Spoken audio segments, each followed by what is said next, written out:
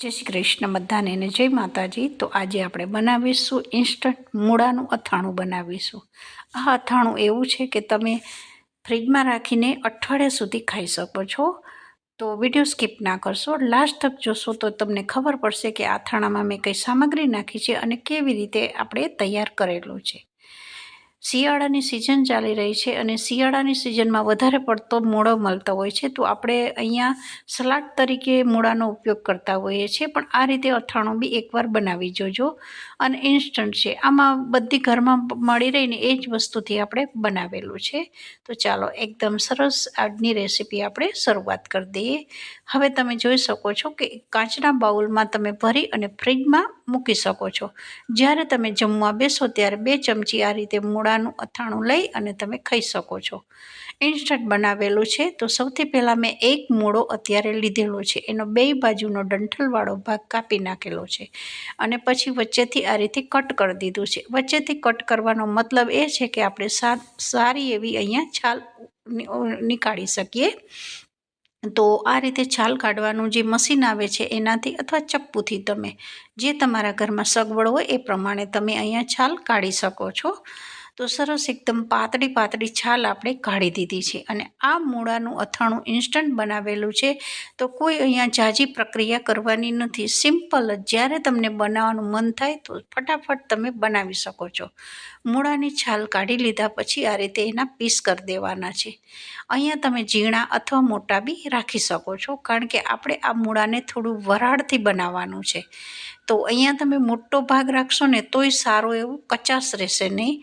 તો મેં મારા માપ પ્રમાણે અહીંયા મૂળાના પીસ કરી દીધેલા છે અને મેં અત્યારે મારી ક્વોન્ટિટી 1ની છે, એટલે 1 મૂળો છે એના જ જે માપ પ્રમાણે હું બધા મસાલા અહીંયા કરીશ।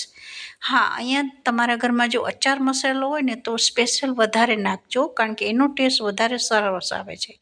જે આપણે ઉનાળાની સિઝનમાં આપણે કેરીનું અથાણું બનાવતા હોય છે ને, અને ત્યારે આવતો હોય છે ને જે અચાર મસાલો, એ અચાર મસાલાનો મેં આ મૂળાના અથાણામાં ઉપયોગ કરેલો છે। તો વિડીયો સ્કીપ ના કરશો, જોશો તો જ તમને ખબર પડશે। હવે સરસ અહીંયા મૂળા આપણા કટ થઈ ગયા છે। પછી એક બાઉલમાં આ રીતે પાણીથી હાથથી મસળીને ધોઈ નાખવાના છે, કારણ કે આપણે જ્યારે લાવતા હોય છે ને ત્યારે તો લાવી અને ફ્રીજમાં ધોઈને મૂકતા હોય છે ને, પણ પછી બી આપણે રેસીપી બનાવીએ ને ત્યારે બી ધોઈ નાખવાનું। હવે એક કઢાઈ જાડા તળિયાવાળી લીધી છે અને સરસ મારી કઢાઈ એકદમ ગરમ થઈ ગઈ હતી, તો એમાં 1 ગ્લાસ જેટલું પાણી ઉમેરેલું છે।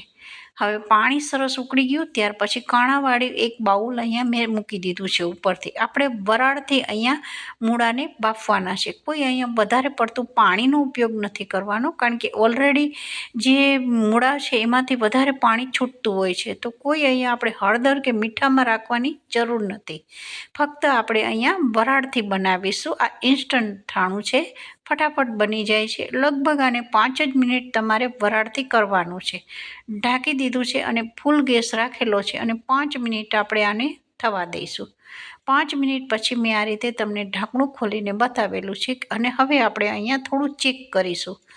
હવે અહીંયા એક ચપ્પુની મદદથી હું તમને બતાવીશ। જુઓ, એકદમ સરસ આપણા વરાળથી મૂળા બફાઈ ગયા છે। હવે અહીંયા એક જાડા તળિયાવાળી ફરી કઢાઈ લીધી છે અને એમાં 1 ચમચી જેટલી વરિયાળી નાખી છે।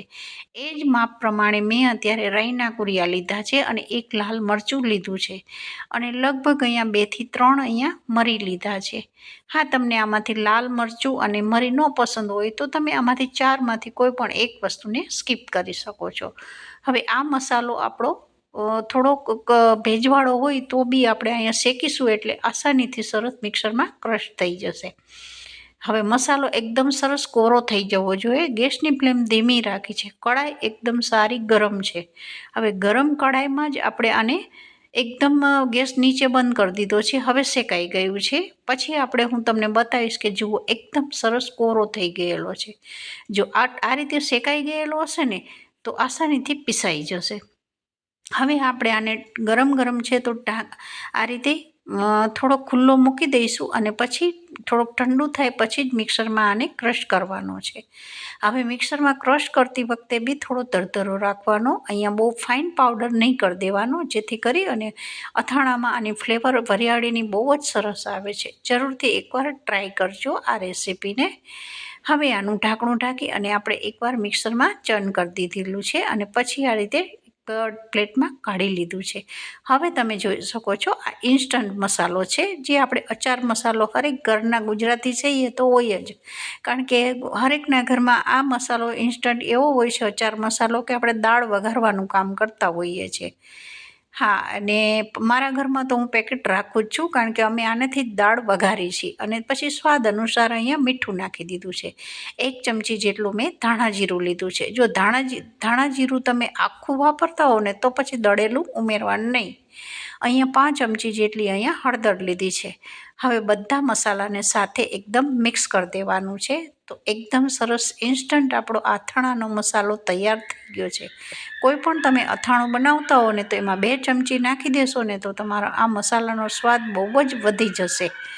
અહીંયા ભલે તમને એવું લાગે કે અહીંયા મૂળા ઓછા છે, પણ વધારે પડતું અથાણું બનાવતા હોય ને તો એનો મસાલો જ વધારે બનાવવાનો.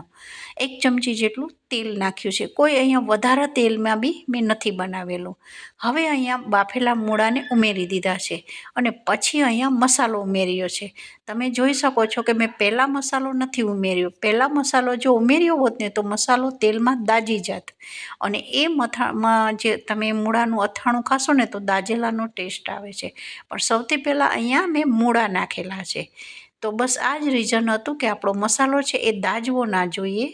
હવે આને લગભગ 2 જ મિનિટ આપણે આને તવા ઉપર રહેવા દેવાનો છે. કોઈ વધારે અહીંયા કરવાનું નથી. હજુ મને અહીંયા મસાલો થોડું મારે કલર જોતો હતો, એવો કલર નહોતો આવેલો અથાણામાં, તો 1 ચમચી ફરી મેં જે ઇન્સ્ટન્ટ અચાર મસાલો છે એ ઉમેરેલો છે. તો તૈયાર છે મૂળાનું અથાણું. આને તમે લગભગ ફ્રીજમાં રાખીને અઠવાડિયાથી 10 દિવસ સુધી ખાઈ શકો છો. બિલકુલ બગડતું નથી. અને લાસ્ટમાં આપણે અહીં અડધું લીંબુ બી ઉમેરીશું, તો બિલકુલ આપણું આ જે અથાણું છે એ બગડશે નહીં. હા, લીંબુ ના હોય તો વિનેગર બી તમે ઉમેરી શકો છો. હવે આ રીતે મેં એક કન્ટેનર લીધું છે, જે મારું એકદમ ભેજ બિલકુલ આમાં લાગતું નથી અને એકદમ એર કન્ટેનર છે. તો આ રીતે કાચનું બાઉલ તમારા ઘરમાં હોય તો તમે લઈ શકો છો. હવે અહીંયા મેં અડધું લીંબુ નીચોવી દીધું છે. અડધું લીંબુ નીચોવી અને પછી આ રીતે મેં મિક્સ કરી દીધું છે. તો આજની રેસીપી આપણી સારી તૈયાર થઈ ગઈ છે. વિડીયો પસંદ આવે તો એક લાઈક, શેર, સબસ્ક્રાઈબ કરજો. અને આવી નવી રેસીપી આપણે ફરી નેક્સ્ટ વિડીયોમાં બનાવીશું. તો બધાને જય શ્રી કૃષ્ણ.